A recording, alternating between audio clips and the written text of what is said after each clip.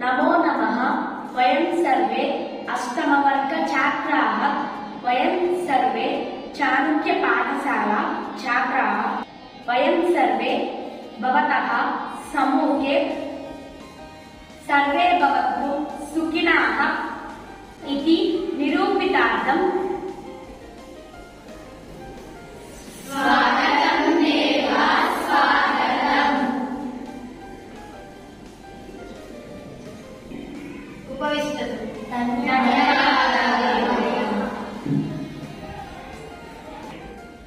सर्वकुशलिनः खलु? मृगराज भवान् वदतु। भवतः परिपालने वयं सर्वे कुशलिनः। काले काले आहारं प्राप्नुमः, सुखेन जीवनं कुर्मः। किन्तु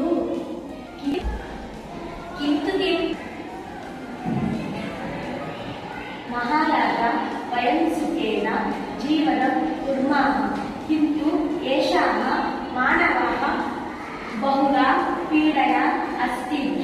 तस्य सामर्थ्यं किमस्तु? तस्मै प्राधान्यं ददाति। किमर्थं भवता तस्य कृते उन्नतासनं कल्पितम्? अस्माकं कृते किमर्थं नास्ति? भवता प्रश्नम् अवगतवान्? एतस्मिन् विषये मानवेभ्यः पृच्छन्तु, सदैव वदति। वो मानवः मम वाणी तथा मधुरा अस्ति, तदा भवताः वाणी अस्ति वा? सर्वदा नास्ति। अहं यदा पञ्चमस्वरेण मधुरताया गायामि तदा भावं गातुं शक्नोमि। न शक्नोमि। मम शरीरं बहु सुन्दरम् अस्ति, यदा दृश्यं सौन्दर्यम् अस्ति। नास्ति नास्ति। वो अहं यदा परिश्रमं करोमि तथा भवान् परिश्रमं कर्तुं शक्नोति वा? भो गतवर्य, भवतः परिश्रमशक्तिः अपि मयि नास्ति। भवतः मूर्खत्वमपि मम नास्ति। मम नाट्यं दृष्ट्वा सर्वे सन्तुष्टः भवन्ति।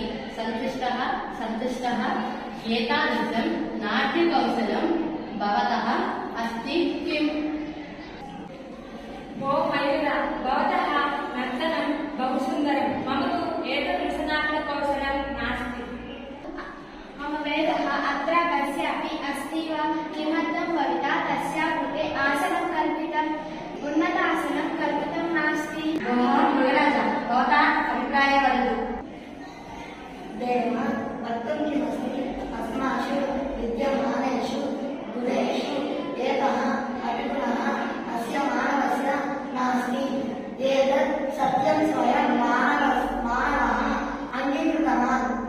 अतः एषः मानवः उन्नतस्थाने उपवेष्टुम् अनर्हः। भो मृगराज, भवतः उक्तं सत्यमेव। भवतु इव सामर्थ्यं नास्ति, किन्तु मम बुद्धिशक्तिः अस्ति। तेन अहं सर्वदापि स्ववेश स्थापयामि, सर्वं साधयामि। इदानीं ज्ञातं खलु मानवस्य बुद्धिशक्त्या सर्वसापेक्ष्यम्। अतः